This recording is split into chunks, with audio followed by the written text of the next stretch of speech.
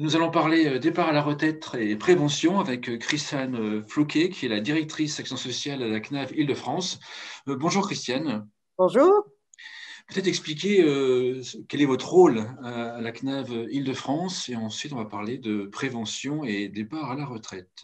D'abord, merci de m'accueillir. Alors, la CNAV en Île-de-France, déjà, il faut l'expliquer parce que ça, c'est une instance qui s'inscrit dans le réseau de l'assurance retraite, réseau qui est composé d'une caisse nationale, de 16 CARSAT et une spécificité en Île-de-France puisque la CNAV, organisme national, a également une part régionale. Nous sommes la seule caisse nationale ayant une activité régionale avec l'honneur d'avoir à la fois un seul directeur, un seul président de conseil d'administration, mais des instances différenciées. Donc, dans ce cadre-là, c'est vrai que l'action sociale Île-de-France prend sa place entière sur le champ de la retraite, des retraités, en lien avec la direction nationale de l'action sociale, mais également avec des partenaires divers qui peuvent être l'ACRAMIF en Île-de-France, donc avec un service social intégré à l'ACRAMIF, service social qu'on retrouve en province dans les CARSAT. Voilà, j'espère avoir été claire, mais c'était important de montrer qu'on est, on a un rôle entier sur le champ des retraités en action sociale en Île-de-France. Peut-être donner des exemples d'actions que vous menez. Alors, nous menons beaucoup d'actions qui répondent à des objectifs différents. On a un premier objectif qui est celui d'informer sur la retraite, informer sur la vie à la retraite. Et cette information sur tous ces dispositifs se fait par des actions différentes qui peuvent être, alors là je vous parle du temps béni qui n'existe pas aujourd'hui, qui est du temps du présentiel, mais par la mise en place de forums, par exemple, que nous déployons en Île-de-France. Le forum s'appelle Bien vivre sa retraite, qui nous permettent donc de donner des informations aux retraités. Aujourd'hui, on a aussi cette action d'information, de sensibilisation grâce à des mailings qu'on envoie de plus en plus régulièrement à nos retraités, et puis aussi des vrais courriers qu'on peut aussi leur adresser. L'action, le deuxième type d'action qu'on peut avoir, il est autour de l'accompagnement des retraités les plus fragiles. C'est l'action historique de l'action sociale, c'est ce on appelait avant l'aide ménagère à domicile. Aujourd'hui, c'est l'accompagnement au domicile qui se fait à partir d'une évaluation des besoins, une visite auprès des retraités et une solvabilisation de l'aide à domicile. Donc un axe important qu'aujourd'hui on renforce particulièrement avec ce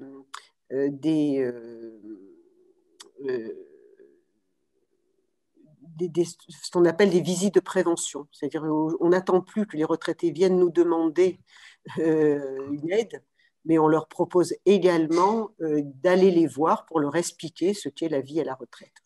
Et puis un troisième axe qui est un axe aussi important, qui est l'axe de mise en place d'ateliers de prévention, puisque c'est au cœur de la réponse idéale pour vivre en pleine autonomie.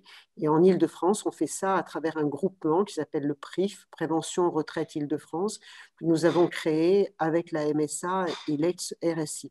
Si je voulais synthétiser un peu plus, donc là j'ai parlé par niveau, mais en fait notre objectif en action sociale, c'est d'intervenir à l'occasion d'événements. Et les événements, c'est les événements de rupture. La rupture du passage à la retraite, la rupture de la sortie d'hospitalisation, par exemple, la rupture que peut aussi constituer le conjoint passé en établissement. Voilà. Ça, et puis, du coup, on déroule à cette occasion-là des dispositifs différents. Et on a en transversalité, parce qu'aujourd'hui, on est persuadé que c'est un sujet phare de notre politique, on a en transversalité cette notion de l'habitat, qui est le lieu de vie, le lieu de maintien en autonomie, ce lieu de vie pouvant être d'ailleurs le domicile, comme le souhaitent la plupart des retraités, mais pas que, ça peut être aussi un logement alternatif ou une manière de vivre autrement, mais on pourra en parler, comme la cohabitation intergénérationnelle, par exemple. Voilà, donc globalement, nos axes d'intervention. On s'intéressait au moment de rupture. Pourquoi? C'est parce qu'en fait, à ces moments-là, il y a des changements de comportement. Les gens sont plus réceptifs à ces moments-là. En fait, notre conviction, c'est que c'est la fragilité qui crée la dépendance, qui accélère la dépendance. Et donc, on a tous constaté qu'un événement de rupture peut effectivement fragiliser la personne. D'accord. Donc, du coup, la question, c'est d'identifier ces causes de fragilité, les accompagner, y répondre pour les dédramatiser et donc apporter des solutions à cette occasion-là. D'accord, donc c'est le moment de rupture qui fragilise la personne et qui peut amener plus tard vers la dépendance, c'est Voilà, ça? exactement. Voilà. Si moi je vous dis que s'intéresser au moment du passage à la retraite pour faire de la prévention, c'est jeune, c'est un moment peut-être jugé trop jeune par certains. Vous me répondez quoi? Alors, c'est certainement aujourd'hui un pari que de vouloir toucher les personnes au moment où elles passent à la retraite, parce qu'effectivement, elles ne se considèrent pas encore comme concernées par la problématique de la dépendance, ou alors elles se sentent concernées simplement parce qu'elles ont encore la chance d'avoir leurs parents et qu'elles vont en parler qu'à l'occasion de la situation de leurs parents. Après, il faut aussi resituer ça dans son contexte. Aujourd'hui, la moyenne d'âge des personnes qui partent en retraite est de 63,4 mois. 63 ans,4. Voilà. Donc, sans faire de référence précise à la date de départ en retraite. Donc, c'est quand même un âge, certes, qui est jeune, mais qui est un petit peu moins jeune qu'il ne l'était il y a quelques années. Et d'ailleurs, on a encore aujourd'hui, dans notre champ, notre périmètre d'action sociale, des accès à certains dispositifs d'action sociale à partir de 55 ans. Alors là, c'est vraiment jeune. Parce que ce sont les personnes notamment qui sont bénéficiaires de ce qu'on appelle de droits dérivés, par exemple les pensions de réversion. Donc, et puis il y a des personnes, là j'enfonce encore le clou sur les gens jeunes, mais il y a aussi des gens qui ont des longues carrières et qui partent un peu plus tôt que les autres. Il y en a à peu près 12%. Notre légitimité sur notre action sur le passage à la retraite, il s'inscrit sous plusieurs angles. D'abord parce que justement, nous sommes une caisse de retraite. On a accompagné les retraités tout au long de leur vie et il nous paraît logique que cet accompagnement se fasse justement à l'occasion de ce passage-là. On a d'abord un premier enjeu, parce qu'on est une caisse de retraite, c'est de faciliter l'accès administratif à la retraite. Alors ça, ce n'est pas le rôle de l'action sociale, c'est le rôle des autres niveaux d'intervention. Et c'est un vrai challenge qu'on réussit plutôt bien aujourd'hui. Même en période Covid, on a payé les retraites en temps et en heure totalement, et donc on peut en être fier.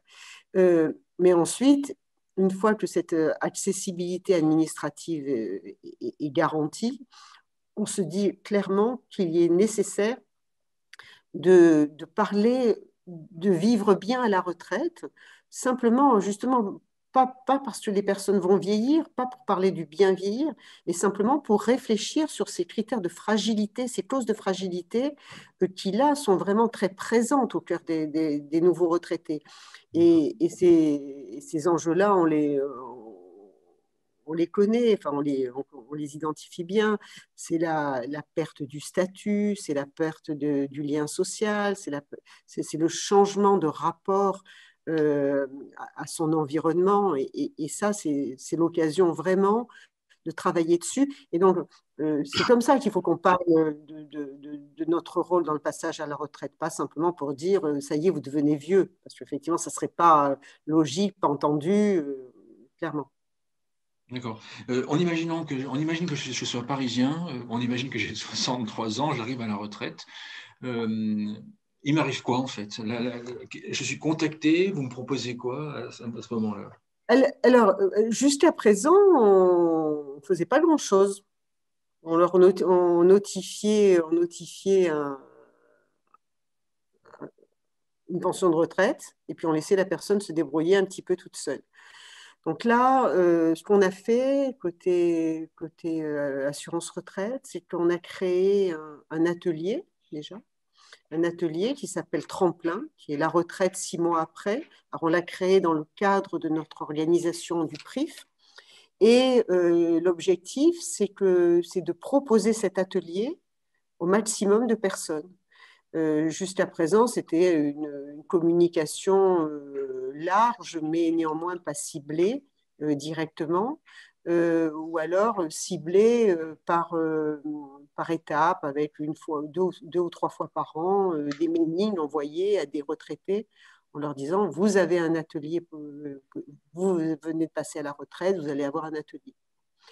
Là, notre ambition, et on pense pouvoir la réaliser avant la fin de l'année 2021, c'est d'envoyer systématiquement à tous les retraités, lorsqu'ils reçoivent leur notification de retraite, cette information sur l'existence de l'atelier Tremplin. Et ça, c'est une offre de service qui, nous l'espérons, va répondre à ces besoins-là. D'accord. C'est notre manière. Dans l'atelier, il m'arrive quoi? Alors, dans l'atelier, il peut arriver beaucoup de choses. Et en tout cas, les choses vont changer. C'est-à-dire que jusqu'à présent, notre format d'atelier, c'était un atelier en présentiel pendant 3 jours où des personnes ayant ce point commun, qui est le passage à la retraite, se retrouvent et sont accompagnés par un psychologue, mais également par différents experts sur les thématiques que l'on a identifiées comme étant celles intéressantes, donc l'environnement social, l'environnement professionnel, l'activité après la retraite. Et c'est cette notion de groupe de parole, finalement, groupe de parole, de partage d'informations, de sensibilisation, qui est au cœur de cet atelier. On est en train de le transformer pour plusieurs raisons. On est en train de le transformer d'abord parce que il était, enfin, on n'en faisait pas assez, clairement. On n'en faisait qu'une cinquantaine par an. Et au regard du nombre de retraités franciliens, environ 110 000 retraités franciliens par an, enfin, c'était le dernier chiffre de 2019, c'est ça, 110 000 retraités, faire 50 ateliers avec 10 personnes, c'est pas beaucoup. Donc l'idée, c'est d'en faire beaucoup, beaucoup plus. Et, et, euh, et du coup, on a imaginé d'abord de travailler avec plusieurs opérateurs parce qu'on a besoin d'avoir des relais importants. Et puis, on a aussi constaté que ce format de 3 jours en présentiel n'était plus du tout adapté à la réalité. Alors, le présentiel, bien sûr, pour les raisons actuelles, mais pas que. Aujourd'hui, on s'aperçoit que les personnes, surtout sur ce champ-là, surtout en raison de leur âge, n'ont pas forcément envie de se retrouver en présentiel 3 jours. Donc, le format à nouveau sera ou distanciel pur, ou hybride, ou présentiel. Et puis, il sera moins long aussi. Parce que finalement, on a identifié qu'au regard des problématiques dont on veut parler avec ces retraités, 3 ou 4 demi-journées, ça suffit. Ça suffit. Et du coup, c'est ce format-là. Et donc, avec un fil rouge, bien sûr, le fil rouge de ce psychologue, le fil rouge de comment traiter les questions posées, c'est-à-dire lorsqu'on parle de l'habitat ou lorsqu'on parle de l'activité à la retraite, il ne s'agit pas simplement d'en parler, il s'agit de tirer les fils pour trouver des solutions. Donc il y a des solutions institutionnelles que nous pouvons apporter, avec des solvabilisations financières possibles, mais aussi la boîte à idées d'orientation. Et c'est là où le savoir-faire aussi de l'assurance retraite sur le champ de l'innovation trouve son sens, puisque nous allons pouvoir, dans ce cadre-là, promouvoir des offres de services qu'on a pu identifier, notamment dans le cadre de notre projet, notre appel à projet sur l'innovation, notre partenariat bien connu, bien reconnu avec Silver Valley. Donc, on a aujourd'hui pu repérer des projets pour la vie à la retraite qu'il sera intéressant d'expliquer, de démontrer à l'occasion de ces ateliers-là. À titre d'exemple, on avait reconnu l'année dernière un projet qui s'appelle Cockpit, que vous connaissez certainement, et qui est effectivement une bonne idée, parmi tant d'autres, pour des retraités qui veulent continuer à partager leur savoir-faire, mais le partager pas forcément sous un mode bénévolat, mais sous un mode lucratif, en mettant à disposition leurs connaissances auprès de petites entreprises de l'économie sociale et solidaire. Voilà, c'est un exemple parmi tant d'autres sur les solutions qu'on va pouvoir proposer aux jeunes retraités. D'accord. Il y a un profil qui se dégage dans les ateliers, dans ceux qui sont les plus réceptifs à ce type d'action? Alors, aujourd'hui, on a deux profils qui se dégagent. Lorsque nos ateliers étaient sur le format traditionnel et purement en présentiel, c'est vrai qu'on avait, on avait un éventail assez large de public. C'est l'atelier où l'égalité, la parité homme-femme était la plus respectée, donc presque autant d'hommes que de femmes, ce qui n'est pas le cas des autres ateliers, hein, clairement. Et également une vraie mixité sociale.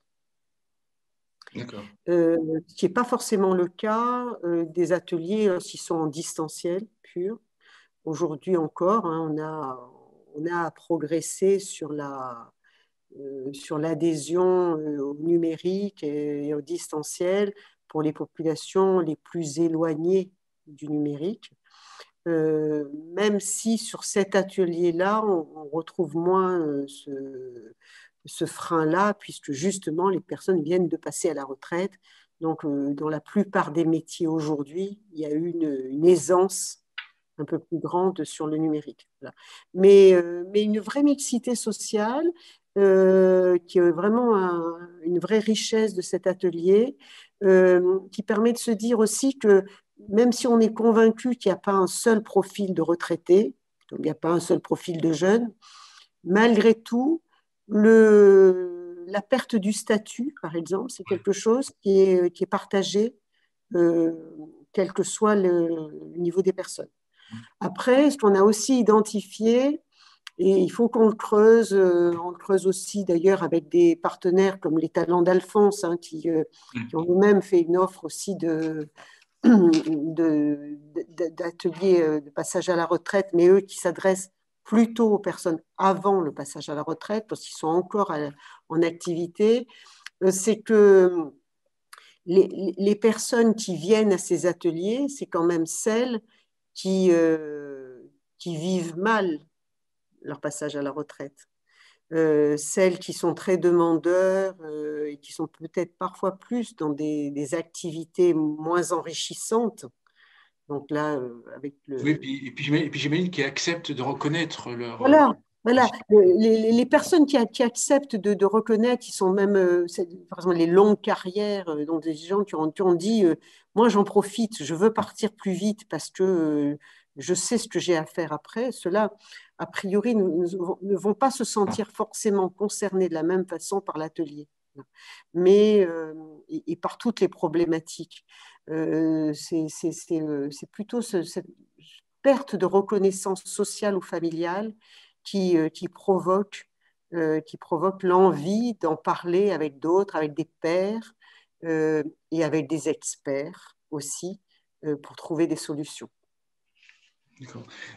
Donc, si j'ai 63 ans, je rentre dans ces ateliers, dans ce programme, au fur et à mesure, dans la durée, qu'est-ce que la CNAL va me proposer pour m'accompagner? Alors, évidemment, je deviens plutôt Oui, oui. encouragé et développer. En fait, on est bien dans le parcours. Donc, le parcours, c'est cette sensibilisation-là qui se fait à un moment où finalement la personne a encore des tas de promesses d'activité. Notre choix, c'est de lui dire qu'il y a quand même, même au niveau de la CNAV, des solutions qui peuvent être mises en œuvre rapidement, notamment autour de l'habitat.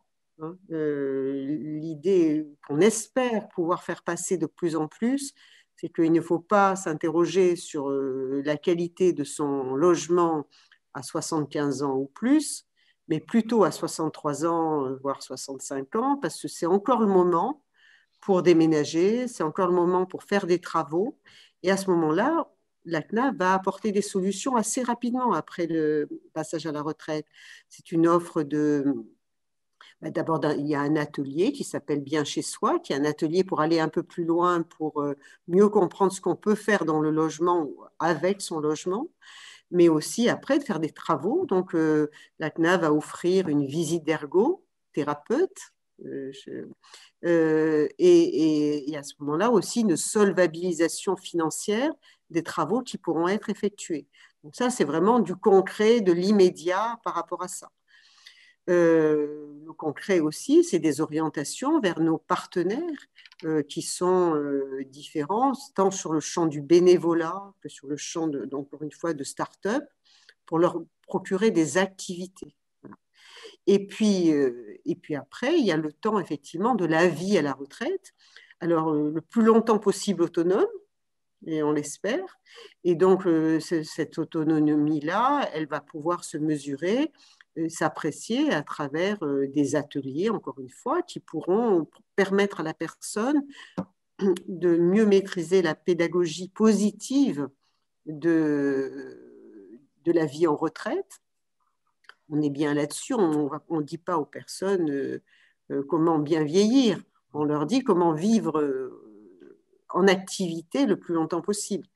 Et donc avec ces activités qui pourront amener aussi des liens qu'on est là pour faciliter dans des ancrages territoriaux, puisque l'idée aussi, c'est que ces retraités puissent profiter de leur environnement, ce qui n'a pas toujours été le cas avant. Hein. Ils étaient dans un environnement professionnel aussi qui évitait cet ancrage et leur rendre naturel une accessibilité à des activités, quelles qu'elles soient, offertes sur les territoires. Donc on a ce rôle, nous, un peu de relais, de plateforme de lien vers des activités, vers des financements, mais pas que. D'accord. Certains, en entendant le mot action sociale, doivent se poser la question, est-ce que les actions sont ouvertes à tous ou est-ce qu'elles sont réservées en priorité à ceux qui sont dans le besoin, dans le besoin, les plus utilisés? C'est ça, c'est vraiment toute la richesse de nos dispositifs derrière ce terme, effectivement, qui peut faire peur aussi. Notre champ principal aujourd'hui d'action, c'est la prévention primaire. Cette sensibilisation à la prévention. Et dans ces cas-là, elle s'adresse à tout le monde. D'accord. Et elle s'adresse vraiment à tous les retraités, quels qu'ils soient. Et d'ailleurs, avec on parlait des ateliers, les ateliers, ils sont gratuits pour les personnes. Ils ne sont pas gratuits pour tout le monde, hein, je vous rassure.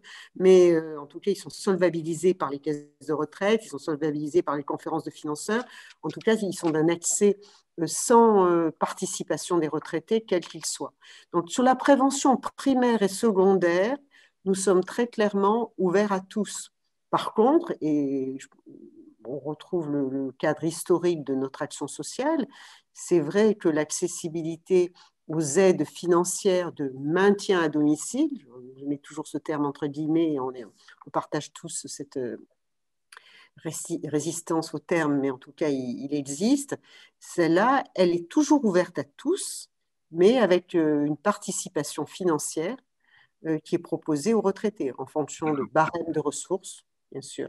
Sachant aussi, et c'est quand même important de le dire, c'est que la CNAV a réfléchi cette année à la mise, enfin, elle a réfléchi l'année dernière et elle a mis en œuvre cette année un nouveau barème de participation qui facilite l'accès des plus pauvres, sachant que les tranches de ressources sont proposées par la loi, hein, mais donc une participation plus grande de la CNAV pour les personnes dont les ressources sont les plus basses, et puis malgré tout une participation moins élevée pour les personnes dont les tranches de ressources sont les plus hautes, sachant que cette notion de richesse aussi est une notion très relative, on le sait bien. En tout cas, et c'est pourquoi je disais au début je parlais au début de la fragilité. Notre point d'entrée principal, c'est vraiment ça. C'est la fragilité, quelle qu'elle soit, cette notion d'isolement social qui existe, quel que soit le revenu de la personne. Et ça, c'est vraiment un droit dans notre politique extra-légale qui reste quand même au cœur de notre action, que tous les retraités puissent bénéficier de nos dispositifs en fonction du périmètre d'intervention, bien sûr. D'accord. Un mot de conclusion à l'émission?